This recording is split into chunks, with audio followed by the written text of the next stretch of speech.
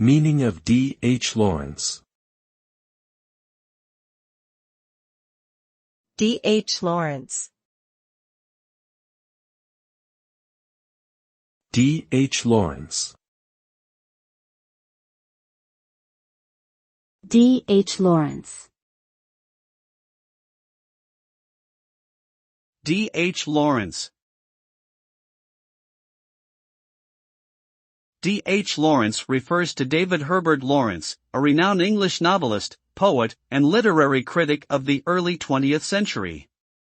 He is best known for his novels such as Sons and Lovers, Women in Love and Lady Chatterley's Lover. His works often explored themes of sexuality, psychological complexity, and the relationship between humans and nature. Lawrence's unconventional style and controversial subject matter made him a highly influential figure in modern literature.